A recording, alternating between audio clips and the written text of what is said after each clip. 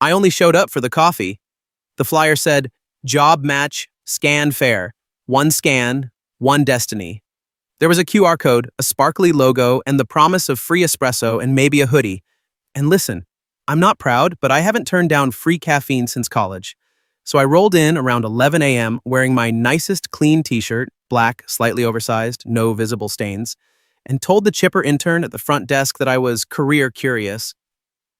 She gave me a name badge that said, "Hello, my purpose is pending," and pointed me toward the scanner. It looked like a photo booth married a tanning bed. Neon trim, shiny glass door. A big red button labeled Discover Your Future. So naturally I asked, is there a future where I stay unemployed but spiritually fulfilled? She didn't laugh. Tough crowd.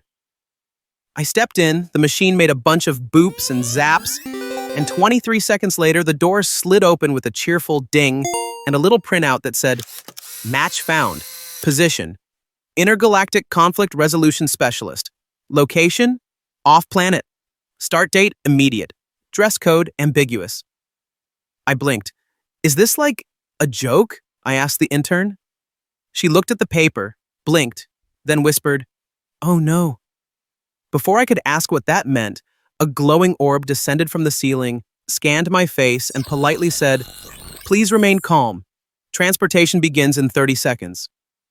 Naturally, I did the calmest thing possible. I screamed, "Nope," and tried to run. But the floor turned into jelly, my knees folded, and I fell directly into a glowing vortex that smelled faintly of lemon pledge. Flash of light, whoosh of wind. And suddenly, I was standing in what I can only describe as the world's fanciest DMV. If the DMV was staffed entirely by aliens in business suits and smelled like cinnamon and ozone, a tall blue creature with 6 eyes and a name tag that read Supervisor Klarn handed me a stack of intergalactic paperwork and said, "Welcome aboard, Specialist. Your briefing starts in 5 minutes." "Specialist?" I echoed. "Yes," Klarn said, already turning away. "You've been scanned. You've been slotted. You are the one." Like Neo? No, like Kevin. The last guy who quit mid-negotiation and caused the Treaty of Vapor Falls to collapse. We lost 3 moons and a diplomatic intern that day. So, yeah. That's how I ended up on a distant planet with no job training, a half-eaten granola bar in my pocket, and a universal translator implanted in my brain. My name is Jake Thompkins. I am 29 years old, between goals, and currently employed as an intergalactic conflict resolution specialist. And I have no idea what I'm doing. Apparently, conflict resolution in space isn't just talking calmly and offering snacks when, who knew, I got shoved into a hover shuttle and briefed by a floating cube named Info Buddy, who talked like a 90s infomercial host. "Welcome, Specialist Jake. Today's diplomatic engagement will take place on planet Hrovax 9, between the warlike Arag and the slightly more warlike Friljin. Estimated hostility rating, spicy." Spicy? Like mild spicy or might explode if I sneeze spicy? Yes. The good news, I was given a diplomatic toolkit. The bad news, it included a singing plant, a gelatinous handshake simulator, and a scroll that burst into flames if I said the word oops. I was also told that in rag culture, showing the tops of your ears was considered a threat, and in Friljin culture, hiding your ears was considered cowardice. So I wore a hat. Backwards. Naturally. The Peace Summit took place inside a gravity-neutral dome that smelled like wet socks and pine trees. The rag delegation looked like angry gorillas in power suits. The Friljin resembled peacocks crossed with porcupines, radiating passive aggression like it was their full-time job. "Let's begin," I said, projecting confidence I did not have. They stared at me. I cleared my throat. "Okay, so, first off, love the enthusiasm. Great energy in the room." Still staring. I held up the singing plant. This was a gift. It sings when hugged. I hugged it. It belted out a shrill rendition of Don't Go Breaking My Heart in 4 languages. Rog roared. Friljin hissed. The plant combusted. I panicked. "Okay, icebreaker gone wrong? Let's pivot." I reached for the gelatinous handshake simulator, but the goo slipped from my hands and landed on a ROG ambassador's lap. He stood. I could hear bones cracking, and not in a yoga way. "Look," I blurted.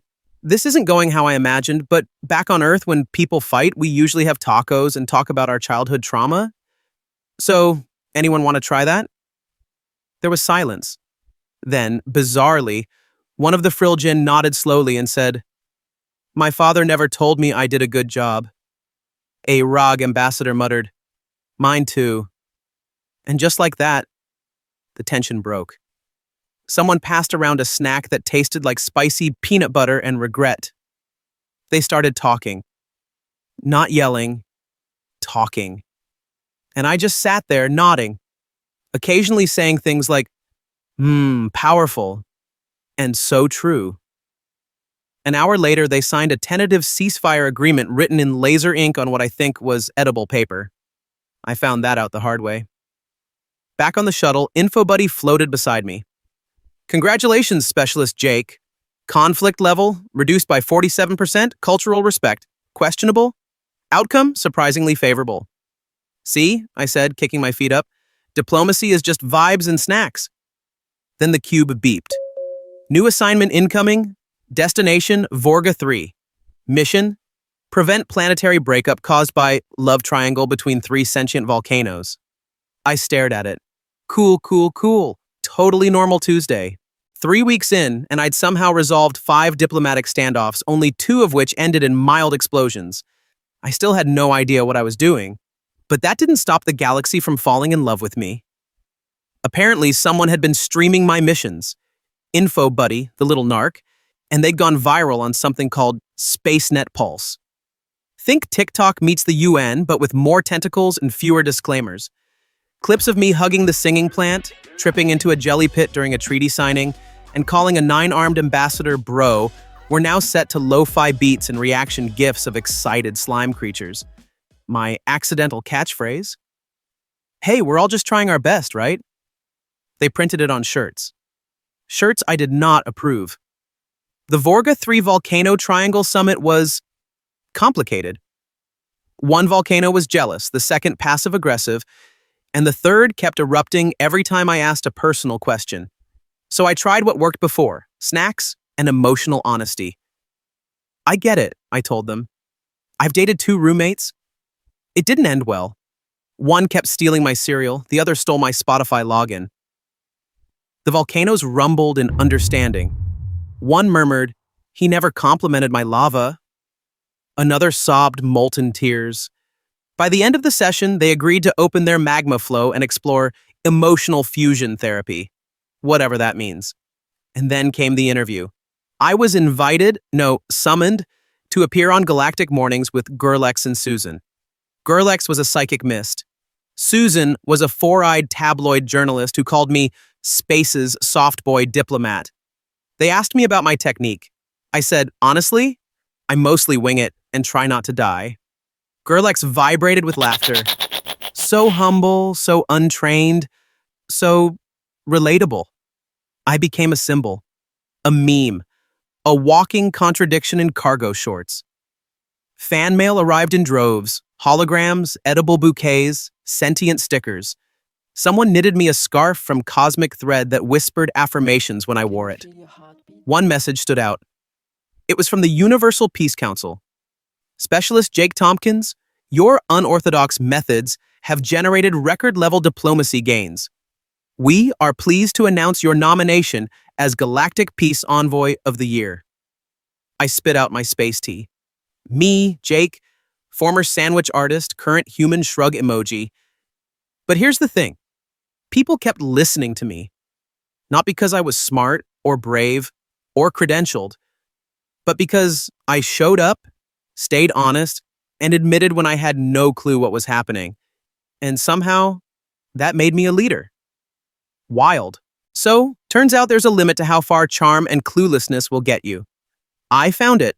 The mission was on planet Dazora, home to 2 ancient species locked in a 10,000-year feud over who invented spherical bread. You'd think that would be a simple misunderstanding. You'd be wrong. My job was to oversee a ceremonial unity bake-off and ensure the bread dough didn't turn into political battering rams. Easy enough, right? Except I got hungry.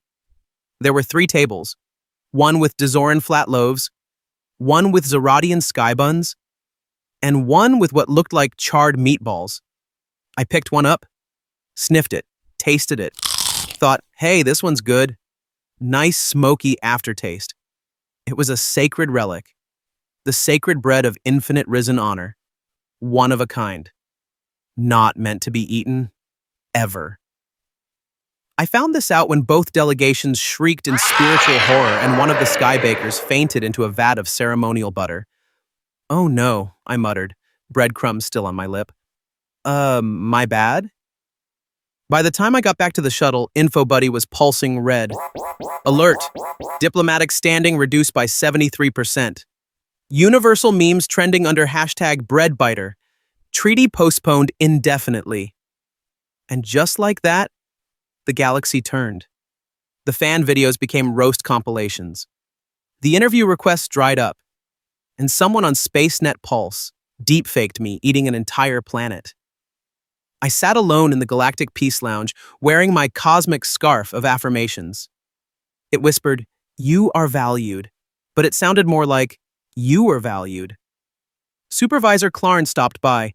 Even he looked disappointed. We all make mistakes, Jake, but this one was quite carb-loaded. I wanted to defend myself, wanted to scream, I'm not a diplomat, I'm a guy who owns 5 hoodies and gets winded walking upstairs. But I didn't. Because deep down, I knew I'd gotten cocky. Started believing the hype, started thinking maybe I was the guy for this job.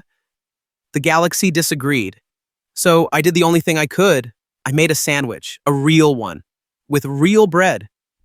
Then I sent a message to both Dozoran leaders. Simple, honest, human. I'm sorry, I didn't understand what it meant to you, but I'd like to learn, not as a diplomat, just as Jake. The guy who still doesn't know how to pronounce your names but genuinely wants peace. No fancy plant, no lava therapy, no, we're all just trying our best t-shirt, just truth. The reply came the next morning. We will consider forgiveness. Bring your own dough. 3 months ago, I was sitting in my apartment eating stale cereal and avoiding job applications like they were radioactive. I told myself I wasn't ready, not smart enough, not good with people, not built for big things. And then, I accidentally became a galactic peace envoy. Turns out the universe has a sense of humor. The Dozoran Bread Summit was rescheduled. I brought my own dough as instructed and followed every ceremonial step with the reverence of a man terrified of gluten-based conflict.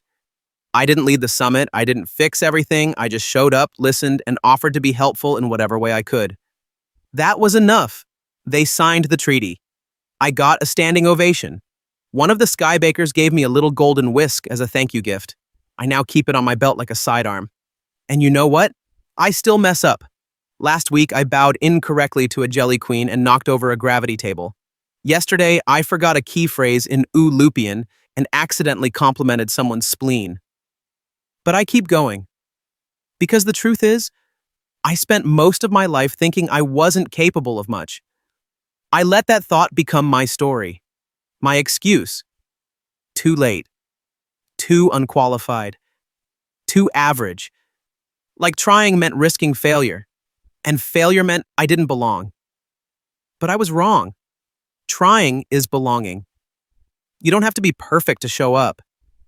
You don't need a resume full of gold stars to make a difference.